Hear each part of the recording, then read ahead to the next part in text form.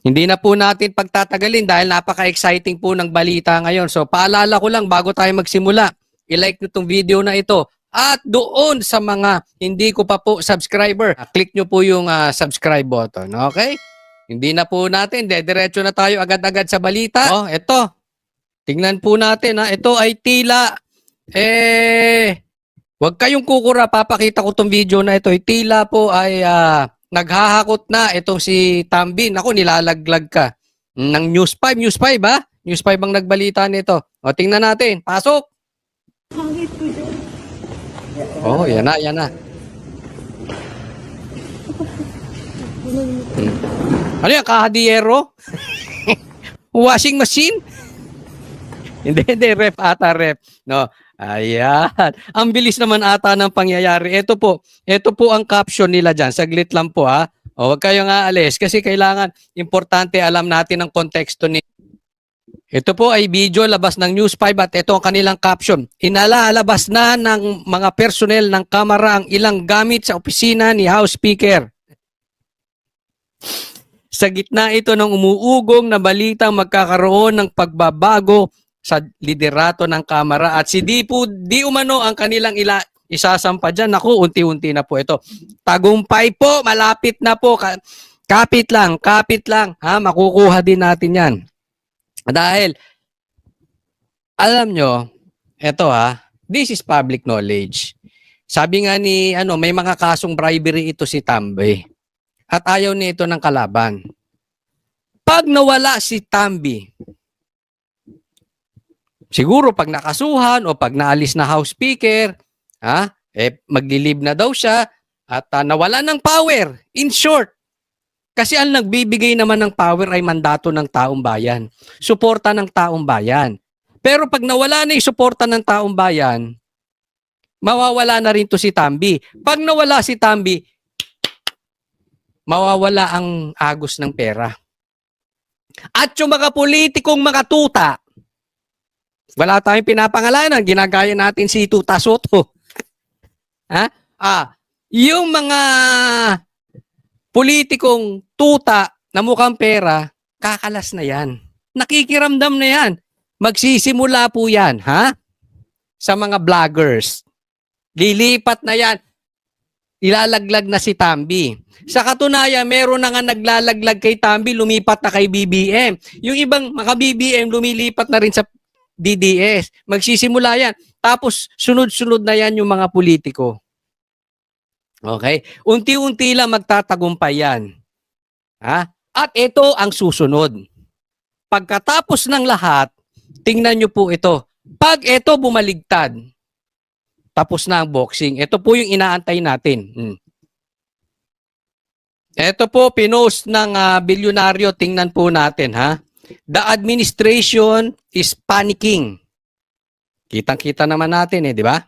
Explain natin isa-isa. The AFP and PNP are panicking.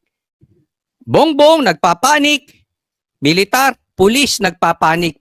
Hindi nila alam kung poprotektahan nila si Marcos o sasama sa mamamayang lalaban sa korupsyon. Puntahan muna natin si Marcos. Halata nating nagpapanik kasi gumawa na ng linis pangalan. Ganyan ang leader pagka nagiging Poncio Pilato, naghuhugas kamay. Remember yung flood control projects?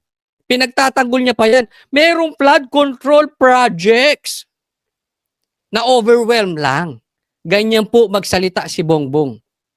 Pag nagigipit, nagbabago. Ang tayo niyan, ang tayo ni Bongbong Marcos galing sa Viagra. Depende sa sitwasyon. Ngayon, pinaiimbestigahan na yung flood control. Nagtayo pa siya ng ICI. Yung Independent Commission on Infrastructure, yung mag-iimbestiga sa baha. Mamaya i-discuss po din natin yan. Wala ring kwenta yan. Bakit? Mamaya po. Ito muna puntahan. So alam natin nagpapanik, but of course hindi nila aaminin yan. Tingnan yung mga statement ni Claire. Diba? Mina-mind conditioning ang Pink Lawan. Na pagka natanggal si Marcos, gusto ni Sara siya ang papalit. Ganun ang datingan. Diba? Hindi exact words, hindi verbatim, pero yun ang datingan. So, ibig sabihin, minamind condition niya ang Pinklawan na, oy, wag niyo patanggal si Marcos, makontento na kayo kay Tamba. Puntahan natin tong AFP, PNPR panicking. Hindi nila alam kung poprotektahan nila si Marcos o sasama sa mamamayang laban sa korupsyon. Ito po, hindi tayo nagtatawag, baka ng gulo. Sa mapayapa, gayang sabi ni Bongbong Marcos mismo, karapatan natin yan, magpahayag, basta sa mapayapang paraan. One time, nagkaroon po ng meeting ang Banateros together with Tatay Digong. Nung kami nasa Davao. At ito ang exactly tanong ko kay PRRD. PRRD, sa tingin nyo po, Tatay Digong, hanggang kailan ang administrasyong ito? Tingin lang naman, sabi ko. At sa tingin ninyo, kailan matatapos yung mga pang-aabuso nitong mga nagnanakaw ng mga politiko? Ang sagot ni PRRD, doon sa kailan, hindi ko nasasabihin kung kailan. Okay? Yung pangalawang tanong ko na kailan matatapos? Ano magiging dahilan na pagkatapos nitong pagnanakaw nitong mga ito? Ang sagot ni PRRD, unless gumalaw ang militar, walang mangyayari. So inaantay-antay, alam natin yung mga Pilipino, nagka-question, kailan gagalaw? Sa katunayan, nagpa-interview din si PRRD, inaano niya yung mga militar. Okay, kailan gagalaw yung militar? Diba? At may mga nagsasabi sa akin na ang mga sundalo at pulis ay talagang, kita naman natin sa botohan ang binoto nila, Duterte, di ba? Medyo kampi sila doon sa tama. Dahil mga matitinuri naman ang karamihan ng pulis at sundalo. Ayaw niyan doon sa nilalabag ang konstitusyon, ayaw niyan sa mga magnanakaw, ayaw niyan sa abusado sa gobyerno. Kaya lang, ang sabi sa akin, nag-aantayan. Inaantay ng uniform men na magkaroon talaga ng matinding sigaw. Rally, sigaw ng mga mamayang Pilipino. Ang mamayang Pilipino, ang taong bayan naman, inaantay ang galaw ng militar para sumuporta. So parang chicken and egg ang nangyayari. Hindi malalaman sino bang mauuna, yung militar, yung o paano tayo magkakaroon. Hindi para pabagsakin. Ha? Hindi po para pabagsakin. Para managot ang managot yung mga magnanakaw. Yung mga nangaabuso sa posisyon, managot. Kasi tungkulin ng ating uniform men na panatilihin na nasusunod ang konstitusyon. Diba? Yan ang trabaho nila dyan, to protect. Hindi lang tayo, kundi pati ang konstitusyon. Kaya lang, habang nag-aantayan ng taong bayan, ang militar, hindi malaman kung sino mauna. Alam nyo kung anong beauty nun? Anong beauty? Kung walang mauna, yung nangyayari ngayon, it's organic. Ang tao, lumalabas ng kusa. Bakit? Dahil grabe na ang pang-aabuso ng mga magnanakaw. Alam mo, may mga kaibigan nga ako na dati may tiwala kay Tambi. Ngayon, galit na galit. Bakit? Abusado. Sabi niya, Coach, wala naman talagang politikong matino. Pero grabe ito, demonyo. Abusado. Kaya pati yung mga kakampi niya, unless yung iba na nabibigyan siguro may kasunduan, kaya hanggang ngayon nakakampi pa rin. Pero, yung taong bayan, na even yung gusto sa kanya before, even yung mga vloggers na gusto before, umaayaw na kasi grabe ang pang-aabuso. Ano po ang tawag dyan? Organic. Yung tao, kusang lumalabas, kusang nagsisisigaw sa Facebook, kusang naglalabas sa social media, lahat po. Tapos yung mga bumabaligtad, isa-isa, remember, ganyan po ang nangyari sa People Power 2. Isa sila nagbaligtaran. Isa lang ang makulong dyan. Isa lang malaking tao na bumaligtad. Yung tipong tutang-tuta, yung sobrang tuta kay Tambi, yung talagang halos simuri na ang puwet ni Tambi, ganong katuta, pag bumaligtad at nagsalita ng totoong baho ni Tambi, yun na po yan. And then kusa na yan. Hindi mo na kailangan pilitin ng taong bayan, hindi mo na kailangan pilitin ng militar. Nafi-feel nyo ba? Di ba? Meron tayong nakikita, halimbawa, pag-uulan, pagbabagyo, di ba naaamoy nyo yung simoy ng hangin? Hindi mo siya nakikita, pero naaamoy mo may pagbabago. Same thing din dito. Nakikita natin talagang nagagalit na at malapit na. Pero, okay, bago tayo pumunta doon, I will just remind you, ito ay hindi laban kay Tambi at kay Saldi. Ulitin ko, ito ay hindi laban kay Tambi at kay Saldi lang. Kasi, hindi po pwedeng hindi mananagot ang presidente dito. Hindi po pwede. Alam niya yung insertions. Pinirmahan niya insertions. Saan ba nang galing yung korupsyon? Galing sa insertions. Doon ginamit yung pera. Yun ang alam ni Bongbong Marcos yung flood control. Kaya po hindi po, alam mo si Bongbong, let's assume, santo siya.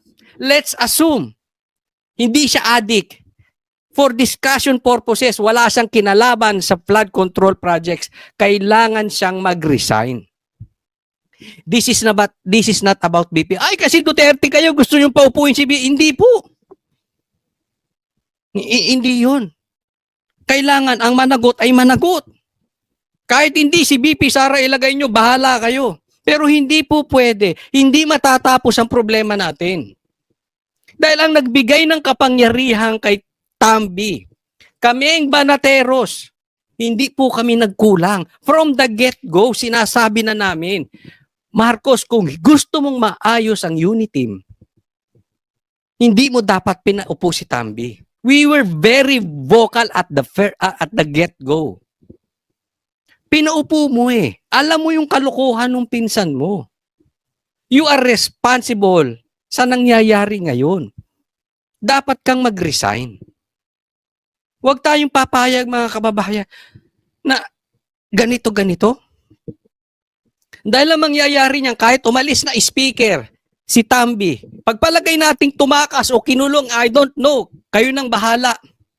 Administrasyon kung anong gagawin kay Tambi. Papalitan lang yan. Ang sabi nga, papalitan ni Di. Eh di kaalyado rin. Di ba? Kaalyado rin. Yung problema natin, ganun pa rin. And until ang presidente natin weak na nandiyan, wala din. Ito lagi kong payo doon sa aking pinagtatrabahuan before na aking pinangungunahan. Halimbawa na lang, Oliver. Kunwari na lang, gamitin ko yung pangalan ko, baka may tamaan pa sa inyo eh. Oliver. Kunwari, ang problema namin sa kumpanya namin ay si Oliver. Diba? There will always be Oliver. So kung papalitan mo lang siya ng katulad din niya, wala din. Kung hindi mo aalisin yung puno, yung ugat, wala din. So we might as well deal with it. Mag-iingat po tayo ha. Hindi pa po kumpleto yung tagumpay natin dito. Ngayon, tingnan nyo po ito. Ito po, tingnan natin, pinost to ng bilyonaryo ha. Oh, ayan. Tingnan natin. Babasahin ko po sa inyo. Luxury jets and choppers owned by House Speaker Martin Romualdez and Congressman Saldico are coming under the microscope amid the corruption probe sweeping the Marcos administration. Ayan. Binabantayan na po yung mga jet. A bubbler said Romualdez purchase of two Gulfstream private jets, a pre-owned G150 which can cost up to $8 million. Ang lupit private jet. And G550 worth as much as 35 million or about 2.6 billion has caught Malacanang's attention. Ito na po. Binabantayan na. At ang balita po natin dito, ito po ay nire-ready na. Ha? Na alam nyo, bago po nagkaroon ng palitan sa liderato ng speaker, pumunta muna to si Tambi. Pumunta to si Tambi sa Malacanang. So hindi natin alam kung anong naging deal doon. Pero ito po ang kailangan nating bantayan. Kasi pwedeng nagkaroon sila ng internal deal. Kasi alam naman natin na magkaaway na talagang sila. Kaya nga nagkalaglagan. Kaya nga nilaglag na ni Bongbong Marcos si Tambi. At hindi naman maglilib at mapapalitan si Tambi kung walang go signal ni Bongbong Marcos. So, ngayon lang sa buong buhay niya siguro nagmatigas si Bongbong Marcos kaya pinuntahan siya ni Tambi. And hindi natin alam. Maraming posibleng hawak na ebidensya rin si Tambi galing kay Bongbong Marcos. Para kay Marcos. Marami ring alam yan against BBM. Kaya kung ako sa iyo, Tambi, magsalita ka na. Kasi hindi po kami naniniwalang ganyang kakabobo. Alam mong nilaglag ka ng pinsan mo. Dapat, sabihin mo na rin yung mga nalalaman mo kay Bongbong Marcos. Yaan ay isa sa malamang na pinag-usapan nila. Bakit pa siya pupuntahan sa Malacanang? So nagkaroon niya possibly ng deal. Oy, wag mo na akong ilaglag. Okay? Tapusin na natin tong flood control projects. Aalis ako bilang congressman o house speaker. Tapos bigyan mo lang ako ng graceful exit. Aalis ako ng bansa. Wag mo na akong pahabol. Basta hindi ko ilalabas yung mga hawak ko ring ebidensya laban sa'yo. That is very possible. Kasi hindi mo naman kailangan pumunta ron. At imposible na wala din na kalokohan to si Bongbong Marcos. Imposible. Alam niyo yung insertions. So magkasabwat yan. So, baka inaawat ng laglagan. So yan po ang aantayin natin. Pero bago po yan, talaga na pong tinitingnan itong mga jet, private jet ni Tambi. Grabe, no? Isipin mo. Ang dami Pilipino, halos hindi makakain. Kalahati ng mga Pilipino ay nasa class D pababa. Tapos bibili ka lang ng eroplanong 2.6 billion. Private jet. Pera ng taong bayan. Saan niya kukunin yan? Diba? Pera mo yan. Oy, kayo mga nanonood dito, pera nyo yan. Natutuwa ba kayo sa ganyan? Ba, ewan ko sa inyo. Ha? Oh, ano ba ang negosyo nyo para makabili-biling? Diba? Wag na nila itanggi insertions. Kaya nga po, ang sinasabi ko dito, little by little, unti-unti na po silang bumabagsak. Sabi nga ni nagpapanik na. Sabi ni Kiko, nagpapanik na ang Malacanang. Pati ang pulis. Ipagpatuloy po natin. Kung asan man kayo, makapunta kayo kung may rally, mag-rally kayo. Kung wala, isigaw po natin. Kasi karapatan ninyo na dapat malaman kung saan napupunta yung matungkol sa baha. Huwag po tayong papaligaw. Kasi, atulad ngayon, asan ka Trillanes? Parehas kayong tatakas ni Tambi? O kasama muna si Saldico sa labas? O tinatakasan nyo ang responsibilidad nyo sa taong bayan? Kasi isipin mo to si Trillanes. Asan ka na, Trillanes? Nagpumilit-pumilit kang yabang mo, ang ingay mo. kakahanap ng 150 million ni BP Sara. Ngayong bilyon-bilyon ang nawawala sa Pilipinas. Tahimik ka? Kung hindi ka naman 1,000, isang tuwa na plastic ipokrito. Di ba? Asang kayo nang maiingaw si BP Sara? Lalong-lalo ka na, Trillanes. Ang daming na-expose ngayon. Na-expose dito, Pinklawan. Na-expose dito, mga komunista. Na-expose dito si Trillanes. Kaiingay nyo ngayon, wala kayong ingay? Hindi nyo man lang banatan? Ang tatapang ninyo nung kay BP Sara, 150 million lang pinag-uusapan? Ngayon bakla kayo? Asan kayo ngayon? Di ba? Lantarang panluloko yan eh. Magkasama kayo ni Saldi. Natatalikuran ng mga responsibilidad nyo. Na dati kaya yabang nyo, kaya iingay ninyo.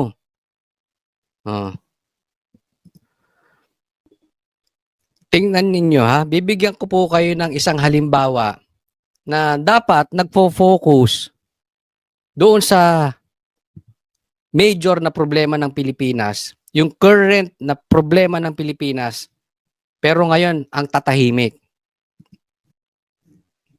Tingnan po ninyo ito. Kung hindi ba naman ipokrito itong mga to. Basahin ko, binanatan siya.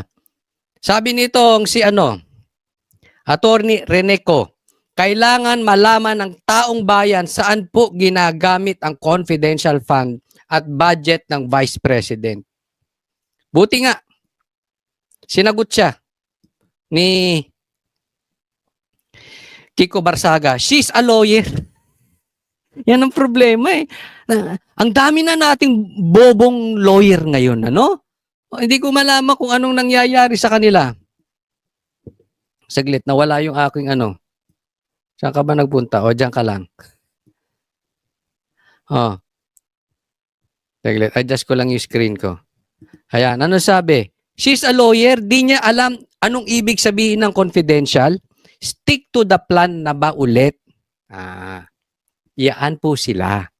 Kasi ang plano nitong mga ito, together with yung mga komunista, yung mga Pinklawan. Hindi po kita sinasabing komunista ha, pero kung guilty ka, nasa sayo na yun. Okay, sinasabi ko yung mga komunista. Ikaw ba, kaya mong sabihin yung mga komunista ay nanggugulo sa bansang Pilipinas? Sige, kung hindi ka komunista, bahala ka. Baka sabihin, nagre-red tagging tayo eh. Oo. Pero yung mga komunista, yan ang stick to the plan sila. Huwag po kayo maniniwala, niloloko kayo ng mga yan. Yung mga hindi nag-iingay ngayon. Tuta yan ni Tambi. Ang habol lang yan, matanggal si BP Sara. Hindi yan para sa taong bayan. Diba sinasabi nila, yung mga DDS, sinasakyan lang yung baho patungkol sa baha. Tanga. Ang tagal na naming sinasabi ang baho sa baha na yan. Matagal na po. Yung baho ni Saldi at ni Tambi, matagal na naming sinisigaw. Yung baho ni Bongbong Marcos, matagal na naming sinisigaw. Kayong mga Pinklawan, bago kayong sampa. Ngayon nyo lang sinisitay ang mga yan. Dati galit kayo kay Bongbong, ngayon nga naging kakampi kayo eh. Kaya nga kakamping kayo. Nagkampi-kampihan kayo. Hindi kaming mga DDS ang sumasakay. Kayo mga yellow tards ang sumasakay. Hindi nyo masita-sita sila. Nakipag-alyado pa kayo kay Bongbong Marcos. Tingnan nyo, kinain nyo, tain nyo. Sino sa atin ngayon na walang paninindigan? Sino sa atin ngayon na nakikisawsaw? Kayong nagtutulong-tulong, hindi kailangan ng Duterte ang sawsawan. Madami po kami. And we know you know that. Of course, itatanggi nyo. But we know you know. Sabi, stick to the plan na ba ulit? Yan yan sila, hindi sa taong bayan. Siraan lang ang Duterte. I think kung accountability and transparency pala ang gusto nila, dapat tinanong niya rin yung during Office of the President budget hearing. 'Di ba? Meron pa ngang isang sikat na vlogger Oh, pinagtatanggol pa kasi sinasabi namin, bakit hindi mo tanungin din yung confidential funds ng presidente? Bakit hindi nyo i-call out? Nagpapadrug test yung presidente. Alam mo, sagot niya sa vlog niya. Kaya sikat yun, maraming nai-interview Ano sagot niya sa vlog niya? Kayo magbigay ng patunay na adik si Bongbong. Huwag niyong obligahin magpa-drug test. Kita nyo, pinagtatanggol nyo pa. Ni hindi nyo ma-call out na ba't hindi niya rin ilantan yung confidential funds? Bakit? Kasi nakafocus kayo kay Sara. Huwag nyo kaming baliktarin mga animal. Hindi kami yung ginagamit yung sitwasyon ngayon. Dahil kami tunay na galit sa nangyayari. Kayo namumuliti ka. Posibleng galit din kayo. Pero kumakain kayo ng tae. Kaya yung talino ninyo, nagmumukha kayong bobo. Kasi yung mali, ginagawa nyong tama. Ikaw ba naman kumain ng tae? Para mailubog mo lang ang Duterte. Di ba? Kinakampihan nyo yung mali para lang ilubog ang Duterte. Saan napunta yung utak nyo? Kaya marami sa inyo mga matatalino, yung iba abogado, katulad nito, na nagmumukhang bobo. Dahil wala kayo sa katotohanan. You are not after the truth. Sabi nga, the truth will set you free. Malayo kayo sa katotohanan. Ang agenda nyo lang, pabagsakin ng Duterte. Kaya pag tinis nyo yun, kahit matalino ka, kahit abogado ka, magmumukha kang bobo. Kung hindi ba naman bobo tong babae na ito, ha? Yung hearing is about yun sa mga travel, budget ni BP Sara. Ipapasok mo yung confidential funds. Kung hindi ka ba naman isang tanga, kasi nga, ulitin ko, kaya maraming nagiging bobo, hindi kayo naghahanap ng katotohanan. Naghahanap kayo ng ibabagsak. Dahil, maraming kinakabahan kay BP Sara. Dahil hindi mo kayang hawakan si BP Sara sa liig. They know it. Galit sa komunista. Tingnan nyo to. Tingnan nyo to Pakinggan po natin si BP Sara. Interview to kanina. Budget deliberation ng Kamara. Masyado na raw huli ang pagbuo ng Pangulo ng Independent Commission on Infrastructure. Git pa ng Vice Presidente, dapat alisin sa pwesto ang pinsan ng Pangulo na si Speaker Martin Romualdez. Wala pang sagot dyan ng Malacanang, pero nauna na nitong sinabi na walang sasantuhin sa investigasyon. Yan, punta muna natin. Sabi ni BP Sara, matagal nang dapat ginawa yung ICI na yan. Di ba? Huli na siya. Sa katunayan, sabi niya, hindi lang too little, too late, too little Wala na talaga, it's too late. Hindi lang too late. Wala talaga na magagawa si Bongbong Marcos kasi naubos na yung pera natin patungkol dyan sa baha na yan. Tapos ngayon lang siya gagawa ng ICI, yung Independent Commission on Infrastructure. Ito sasabihin ko, wala akong tiwala sa ICI. Yung Independent Commission on Infrastructure, Independent Commission on Infrastructure, yung mag-iimbestiga ng patungkol dyan sa baha na yan. Well, optics lang yan. Sinong naglagay ng tao dyan? Di ba si Bongbong din? Sa tingin mo, iimbestigahan niya mga yan si Bongbong?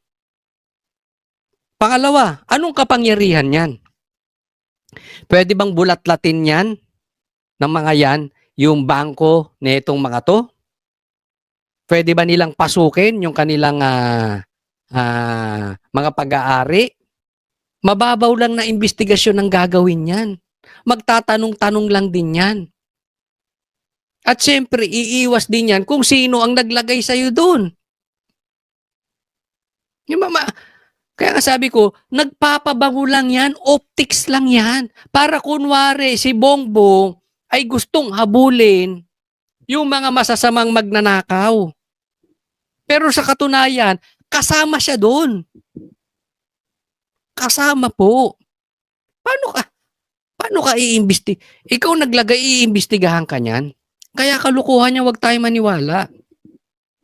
Kanina, nagpa-interview si BP Sara, di ba? Dapat tanggalin niya na yan. Kaya ngayon, pinag-leave niya na siguro. Di ba? Na-pressure eh. Tatandaan po ninyo. Alam ninyo. Malakas si BP Sara. Ang salita niyan parang tagos sa taong bayan. Kaya siguro na-pressure si Bongbong, oy, lumayas ka na dyan. Mag-leave ka na. Finally, nagtapang-tapangan si Bongbong Marcos. Kasi ay yung galit ng tao matindi na. Sinugod na kayo dyan sa Congress, nagsalita na si BP Sara. Sasantuhin sa investigasyon kahit ang speaker at mga kaalyado ng administrasyon. Hindi. Tingnan nyo, kahit si speaker, kahit yung mga kaalyado, kulang, Bongbong. Sabihin mo ikaw mismo. Ako mismo, imbestigahan mo. Ganun ang sabihin mo. Lokohan yan. Huwag kayong maniwala dyan sa ICI na yan. Pag ikaw presidente ba, tapos alam mo na kung anong nangyayari. Tapos makikita mo na based on the budget kung paano binaboy yung pera ng bayan. Mag-aantay ka pa ba ng komisyon o ng truth commission o ng kung anong komisyon yan? Oh, exactly. Ang tagal na alam to ni Bongbong, sa kanya dumadaan, siya ang pumipirma eh. Alam niya yung insertions. Alam ni Bongbong ang nangyayari. Alam mo ang nangyari kay Bongbong? Bibigyan ko kayo ng halimbawa. Parang yung isang lalaking niloloko yung asawa. Para maintindihan nyo. Pilit pang pinagtatakpan yung kalokohan. Kaya lang, nahuli na eh. Nahuli nung asawang nakapatong. Wala nang lusot. Kung hindi nahuli, at kung hindi sumingaw yung baha, at kung hindi nagsingawan yung mga ghost projects, hindi pa aamin yan si Bongbong, pinagtatanggol pa nga niya eh. So sa madaling salita, pinagtatanggol niya na hindi siya nagbababae. Until nahuli siya ni Lisa, nakapatong na. Example lang po. Ganun ang nangyari. Yan po ang punto ni BP Sara. Inantay mong pagkatagal-tagal. Dapat doon, kung talagang seryoso ka at hindi ka talaga ng bababae at hindi ka kasabwat dyan sa ghost projects na yan, tsaka sa baha na yan, una pa lang, kinorek mo na. Hindi, tinago mo until sumingaw. Yan ang punto ni BP Sara. Actionan mo kasi kaagad dapat yan eh. Kung masyado siyang hindi niya alam kung anong gagawin at masyado siyang mabagal. Hindi niya alam ang gagawin.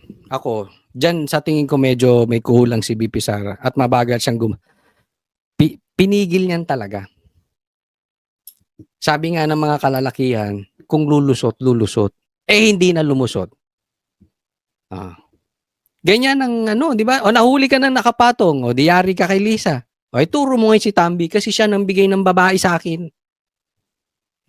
Ganyan. Pero sa totoo, magkakapareha sila umi-score. Gets?